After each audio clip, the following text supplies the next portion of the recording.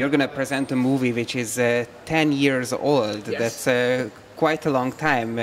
Reflecting back after a decade, how does it feel to watch the movie? Oh, I'm really excited. I'm going to see it tomorrow night when it plays, and it's kind of amazing. I mean, I haven't seen it probably for a decade, so it's going to be really a treat to see it on the big screen. But I can't believe it's been 10 years. Are you serious? So you didn't watch it for 10 years? There was no time that, I don't know, it was on TV and you said, oh, it's my movie, I'm going to watch it? No, I've seen it in little bits and pieces, or I'll see a bit on the internet, but I have not watched it in its entirety, so that's going to be really fun. How do you feel about nowadays when people are doing movies which are connected to, let's say, the girly culture, and obviously it's a topic which never gets old. Do you think there is still something fresh about it, or it's kind of like boring and the old ones were better ones? I always enjoy them. I always think it's fun, but I feel like when I did D.E.B.S, a decade ago now, I thought it was shaking up to have the hero and kind of the villain fall in love with each other, and so that was a new twist. But I feel like there's always fun twists to find on the genre, so I like watching them. I heard that your very first movie of your life was involving also vampires and also teenagers and also girls. So like everything which later became interesting for you was in one movie. Yes. How is that even possible? Like, did you say like, what's interesting for me in my life, and you try to summarize it in one movie, or it's sort of an accident that this is what happened?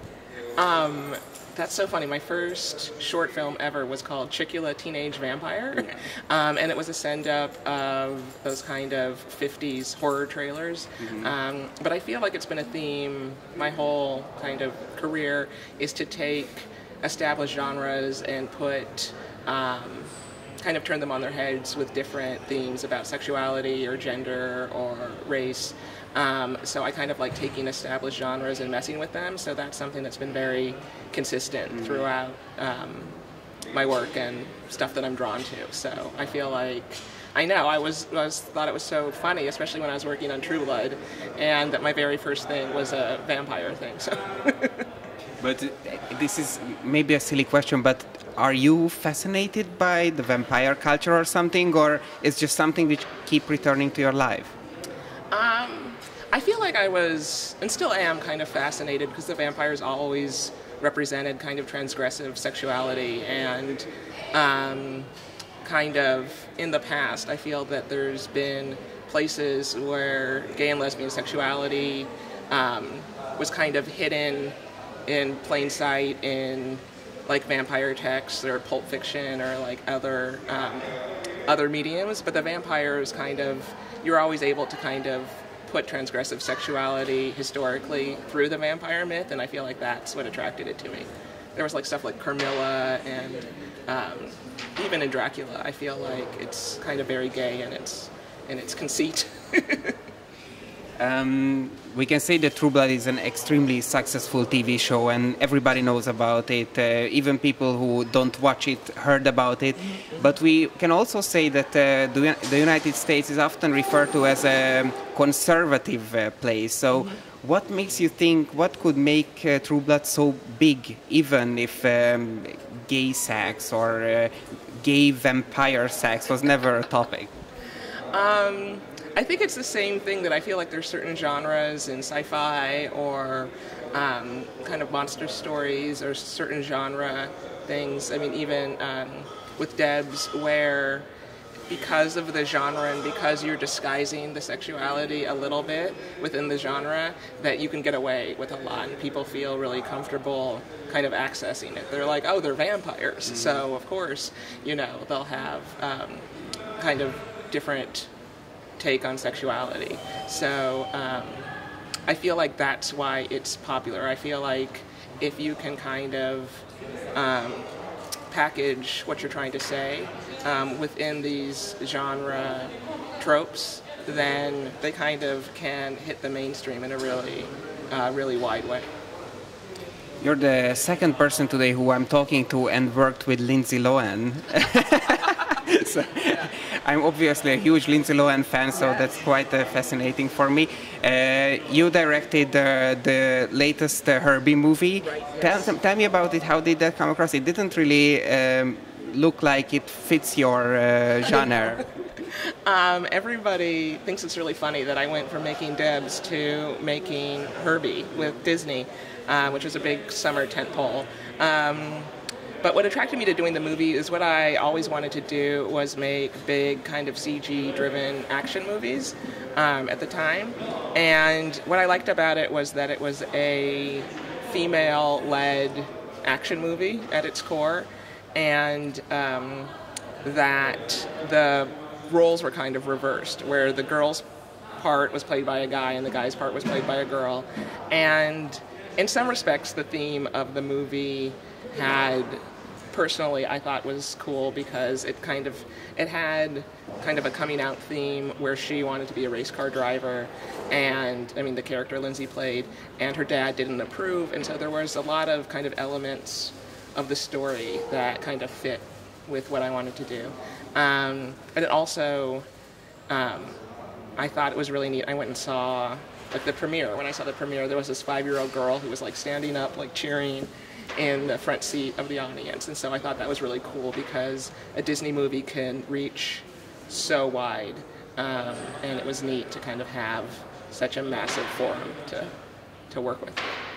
And everybody knew about you that you're gay, and like Disney didn't I don't know, talk about traditional family values or whatever. This is completely cool. Yeah, they were super cool about everything, so I was very out, and they were super cool with it. Amazing. I wish we could say that in every country this is the pattern. And just for a moment back to Lindsay. Later on, when you saw all the things which were happening to me, good and bad, mainly bad after a while, did you feel like, wow, maybe I should give her a call or whatever? I actually ran into her a couple of times, but I know she's had a lot of ups and downs, but I totally wish her the best. I think she's insanely talented, so, you know, I think she's kind of charting her way. We'll see how it goes. Tell me about how was it to arrive to Tel Aviv? How is the town? How are the people?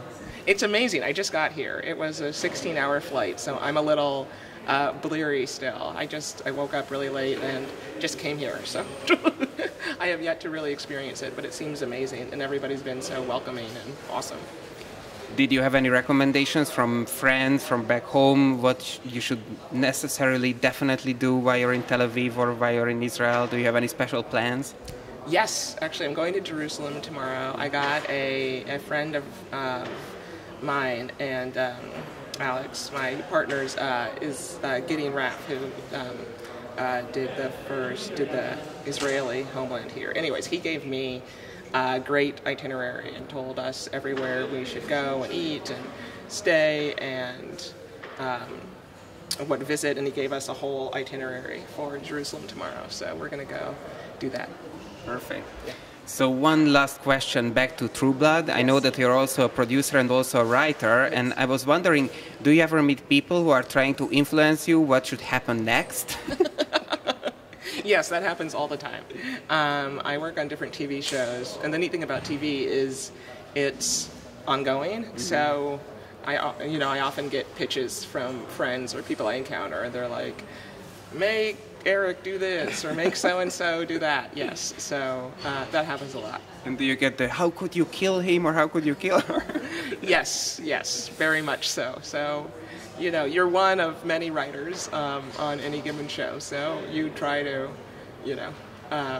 but people can get really mad at you, yes. What's next for you? I know you're working on How to Get Away with Murder, right? Yes. Right now we just started back on season 2 of How to Get Away with Murder, so that just started. So they're being really nice by letting me come here. Thank you so much. Thank you. Great.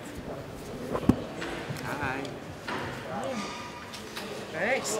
I can't believe Kate's not here. I'm still not over. Missed her. I just missed her, I know. Hi.